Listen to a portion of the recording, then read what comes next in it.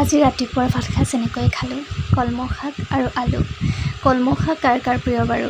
এতিয়াৰ সময়ত পথাৰত বহুত বেছি কলমৌ শাক হয় আৰু এতিয়া কলমৌ শাক আৰু আলু ভাজিলোঁ। লগতে পটল আৰু ভাতকেৰেলা ফ্ৰাই কৰিলোঁ আৰু এইফালে বেঙেনা 3টা পালোঁ, ঘৰৰে হয়। সৰু সৰু যিহেতু বেঙেনাকেইটা, সেইকাৰণে এনেকৈ ধুনীয়াকৈ ঠাৰিৰ সৈতে ফ্ৰাই কৰিলোঁ। খুব ধুনীয়া লাগে এনেকৈ খাবলৈ, খাই চাবচোন বাৰু। আৰু এইফালে নেমু লৈছোঁ, ধুনীয়াকৈ গৰম গৰম ভাতৰ লগত একদম খাই দিম।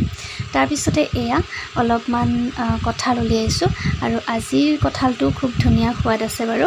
আজি আকৌ কঁঠালৰ পিঠা বনাম বুলি লৈছোঁ। ভাবিছোঁ এইকেইদিন আৰু কঁঠাল খাই আছোঁ নহয়নে বাৰু, সেইকাৰণে আজি পিঠা বনাম বুলি লৈছোঁ। আৰু পিঠা বনাবৰ কাৰণে প্ৰথমতে ধুনীয়াকৈ এইখিনি মিক্সাৰ গ্ৰাইণ্ডাৰত পেষ্ট এটা কৰি ল'লোঁ। সেইখিনি ভিডিঅ' কৰা নহ'ল বাৰু, এনেকৈ কৰি ল'লে ধুনীয়া হয়। আৰু লগতে কেঁচা পিঠাগুড়ি দি পেলাই ধুনীয়াকৈ এটা মিশ্ৰণ তৈয়াৰ কৰি লৈছোঁ। আৰু কঁঠাল পিঠা বনোৱা পদ্ধতিসমূহ সকলোৰে বেলেগ বেলেগ বাৰু, কলপাততো বনাব পাৰি।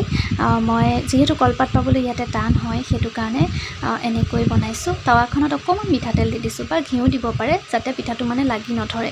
সেইকাৰণে অকণমান মিঠাতেল দি পেলাই টাৱাখন তেলীয়া কৰি লৈছোঁ, তেতিয়া পিঠাটো লাগি নধৰিব। আৰু এয়া ধুনীয়াকৈ কঁঠাল পিঠাকেইটা বনোৱা হৈ গৈছে।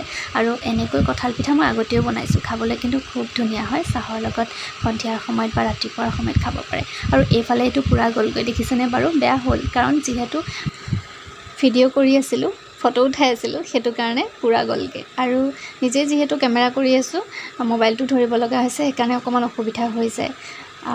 পূৰা গ'লগৈ বাৰু অকণমান বেলেগ ফালে ব্যস্ত থাকোঁতে। আৰু এয়া বনাই হৈ গৈছে বাৰু। আজিৰ শ্বৰ্ট ভিডিঅ'টো ইমানতে সামৰিছোঁ। ভাল পালে লাইক, শ্বেয়াৰ, কমেণ্ট কৰিব বুলি আশা কৰিলোঁ। ধন্যবাদ।